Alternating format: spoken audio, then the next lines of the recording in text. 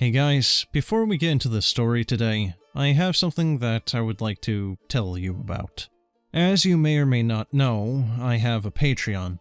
But what you may not know is that I like to make maps. And I've had this idea kicking around for quite a while now. And I would like to combine both of these. So my idea is if I can get a certain amount of patrons, whatever that number may be, I'll make a map a month. And that map will be free for everyone to download and use. It doesn't matter if you're a patron or not. And if this actually works out pretty well, then I'll make more than one a month. Probably up to about 4 a month, one every week. And something I should add, if you're a patron, then you'll have the ability to vote on what type of map I do next. Whether it'll be a dungeon map or a city map or some sort of graveyard or what have you. There's a lot of different things that I can do. But yeah, that's the end of the self-plug. So without further ado, let's get into today's story, which is about a DM named Daniel. So my first DM will be called Daniel.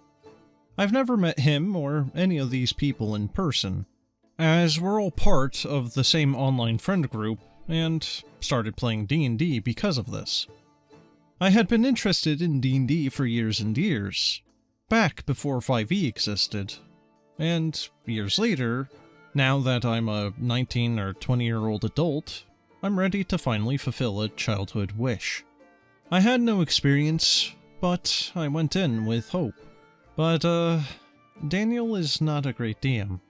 At one point, I said something stupid, and he responded with, "Take 20 smite damage." Which I thought was strange, but I quietly added it to my sheet.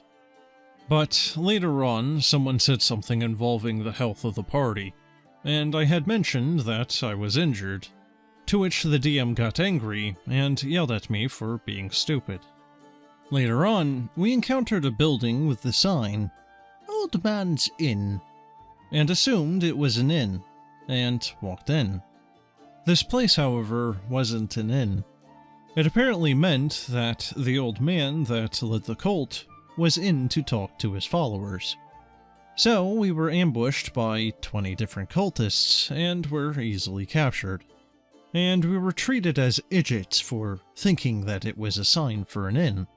And in our attempts to escape capture, only my character was captured, and I was asked if my character was ready to die. I said yes, because my first character was probably the angstiest druid that I've ever seen. And the DM decided that this meant that I consented to a feigned death spell, which, from the official spell description, is: "You touch a willing creature and put it into a cataleptic state that is indistinguishable from death. And for the spell's duration, or until you use an action to touch the target and dismiss the spell, the target appears dead to all outward inspection, and to spells used to determine the target's status. The target is blinded and incapacitated, and its speed drops to 0. The following week, the DM decided that this meant that I got sent to the afterlife. But since I didn't actually die, I got turned away at the gates of Elf Heaven, and just wandered the afterlife. So a level 3 spell created a fate worse than death. The other party members found a former god and went on a quest to save me. And while in the afterlife, I couldn't cast spells, but my party members could because they didn't get half killed or something. And it's around this point that I realized that the party, but especially myself, was being punished harshly. I naively assumed that it was because as a player, I was playing very badly and making mistakes. But then we got back to the real world, and it turned out 50 years had passed. Why? I don't know.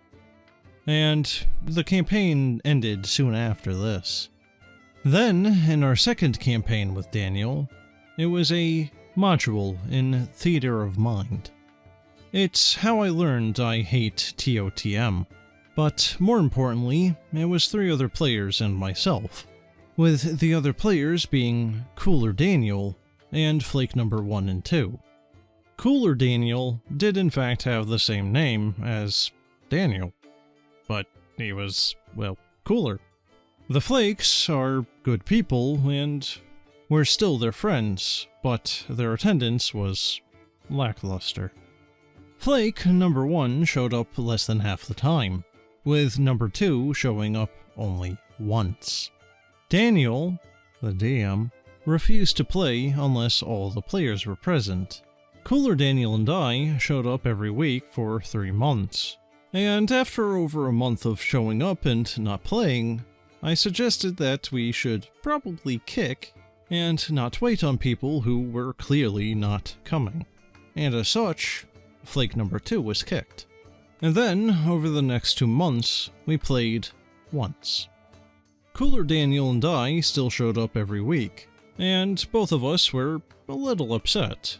Which, I think I said something along those lines, as Daniel left a message in Discord that amounted to, "So, who will actually show up this week?" And I don't remember who did it, but one of the other players used Discord's feature of attaching an emoji to a Discord message to respond. And the remaining player and I copied this. However, when the D&D day rolled around, we arrived and waited. But Daniel didn't show up. So we reached out, and his following response sticks in my brain. "Well, I heard nothing, so I prepared nothing." This is a module, and so far, this module has been Hallway Simulator levels of branching. He has also had months. The 2 sessions that we played weren't even fun because I was actually trying and still getting punished. Literally, the most creative thing that I did, which was drawing a mustache on an artifact to defuse a fight over it, got an experience penalty because "You drew on my cat!" At this point, I was trying to figure out if I should quit and how I should quit. Well, you could always say "screw you, dillweed." That'd be a pretty effective way. And while I was mulling over my disappointment, I saw that I received a direct message from Cooler Daniel. I did try and look for the original message, but this was years ago. But the gist of it was he was pointing out that the DM Daniel was being a bit of an ass and asked if I saw it too. I agreed and said that I was considering saying something.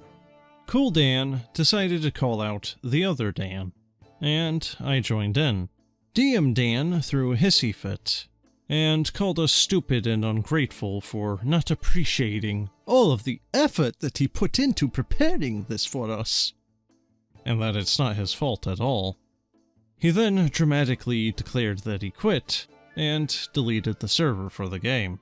Cool Dan and I ended up seeking a TTRPG fix together, as the Flakes invited us to try Savage Worlds. DM Daniel was also in this game, but as a player this time around. And it turns out that he's a pretty bad player too. Who could have guessed? And he even pulled the "my character doesn't have any reason to join the party" card.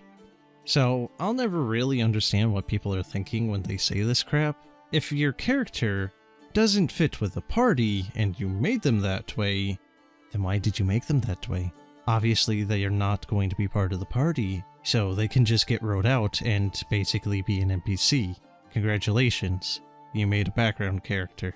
Roll up a new character. One this time that will actually fit with the party. And then Daniel was asked to help with a project that mutual friends were working on. And by this point, I didn't have any faith in Daniel. But it wasn't my project, so I kept quiet. And then, to the surprise of no one, Daniel threw another hissy fit and nuked the project to the best of his ability. But good thing for them is someone actually had backups. I'd also like to shout out to the rest of my friends, and especially Cooler Daniel for showing me that TTRPGs can be way better than what I experienced. And I'm a DM now. although I'm not actively doing it. But even so, I can say with absolute confidence that I'm a much better DM than Daniel. Well guys, I have no idea why the OP stayed throughout the first campaign, let alone agreeing to a second one, and then agreeing to having him as a party member in the third.